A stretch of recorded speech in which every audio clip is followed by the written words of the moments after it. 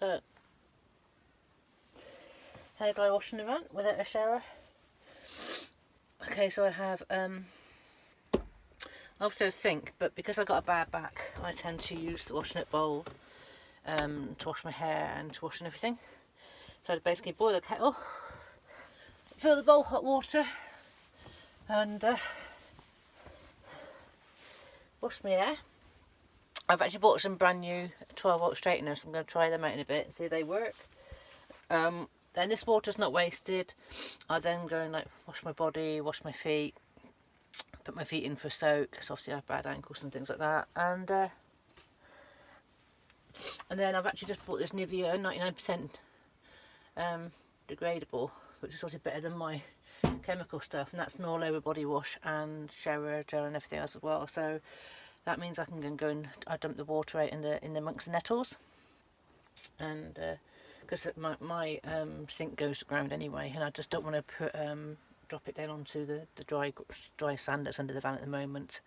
So I'm going to carry this over away from, because I've got a river here. You've got to make sure you always get rid of waste, water waste away from river courses and things like that. That's same as if you're going to go empty your pee bottles and things like that. People have got pee bottles. I've actually got a loo bucket.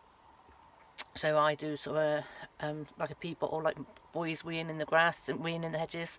I just go and empty mine in the hedges away from water courses.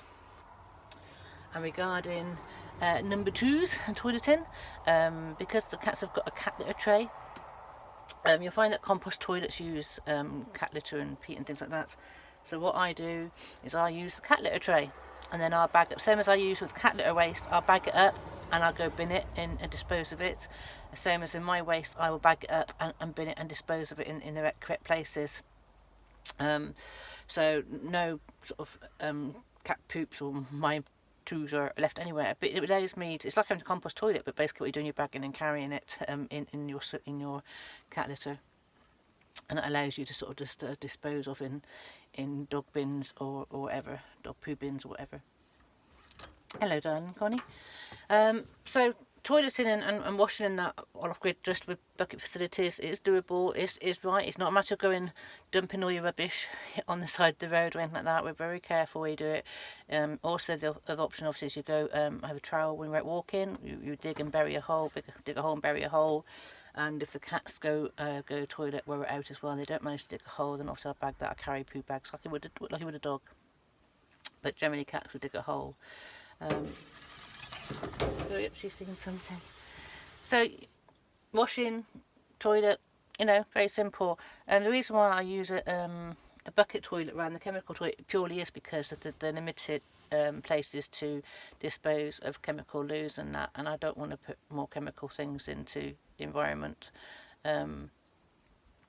So that's how it is. It's very simple. So I actually don't need, as long as I'm emptying my wee bucket, just basically I'm a big girl, I can't do the wee bottle the shiwis and things. So I used to sort of wee in you can even wee in a washing it bowl, and then sort of dispose of it. A lot of girls will use a shiwi and wee into a bottle and then empty it out. Guys will obviously just wee outside the door, but I just use I need a loo bucket as well, because also I have, when I need to go, so it's more comfortable for me to sit on a loo bucket. So, you can be completely off grid and not have to worry about where you're taking your, waiting for the next water stop and things like that.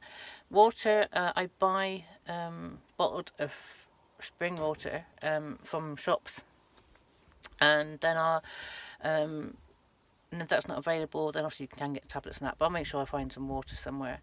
And then for washing water, I do carry spare tanks and that, but I'll actually, once I've run out, I'll actually use spring water and use my big bottles I have big bottles for spare washing water, which then also refill my drinking water. I do have a water tank under here.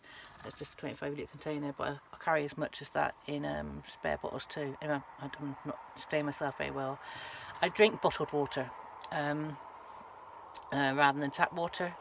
So I buy that from shops. I do support the shops regarding that, and then I'll also buy the big bottles to wash in, but once that's run out, I'll be topping up through springs and rivers and everything like that. You use the water bottles to fill up again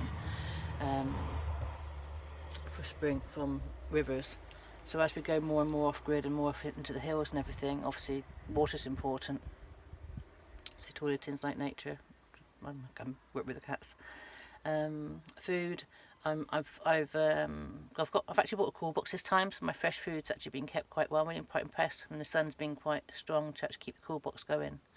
But then I've got loads of tins of tuna. I buy vegetables like potatoes that are sort of last a while from shops when I go to the shops.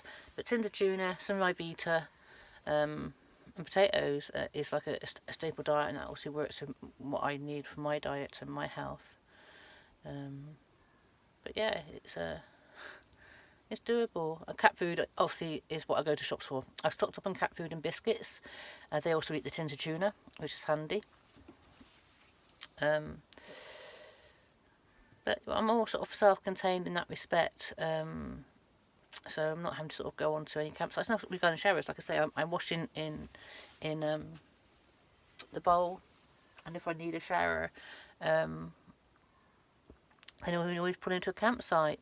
Now, like I say, I haven't bought a hairdryer, so I haven't got a 12-volt hairdryer, because obviously I can dry my hair so much with a towel. The straighteners will obviously dry the rest of it, so I'm only just sort of carrying the 12-volt straighteners. I will be trying them out later, like I said. I hope they work. But if not, then I just dry my hair with a towel and dry naturally, and just bring it back up in a bubble. So that's how I cope washing wise. Cooking, obviously I've got my gas stove. Now obviously if I run out of gas, I do have my log burner. I'm also going to pick up a barbecue or a tin bucket or something, because regarding rubbish is the big thing. Rubbish is the one thing that is difficult to get rid of, and I have to sort of look at. But then you have all these lay-bys that lorries go in with, and picnic sites with bins in, so you can drop the things off there. I'm actually just putting my burning rubbish separately, because I say I'm going to get like a barbecue or a tin bucket or something, and I'm actually going to burn my rubbish. There's going to be a lot of rubbish I can burn, so I'm actually bagging it separately, so that when I have that I can burn a lot at the end of the day, and then just dispose of other items that I can't get rid of in bins when we see it. I can do that a lot more as well. I could sort of probably crush the tins a bit smaller and everything like that, but carrying bags of rubbish is difficult, and obviously carrying the bags of cat poops and everything in the litter cat litter. So the black bag goes outside my door every day whenever we're parked up, so that keeps obviously smelling the flies away. So every time we park it's there, and when I'm travelling it's just sat in my doorway where my toilet is. And that's about it. That's eating, sleeping, shitting, and how I cope with that. I hope that's a good insight anyway, and answers a few questions.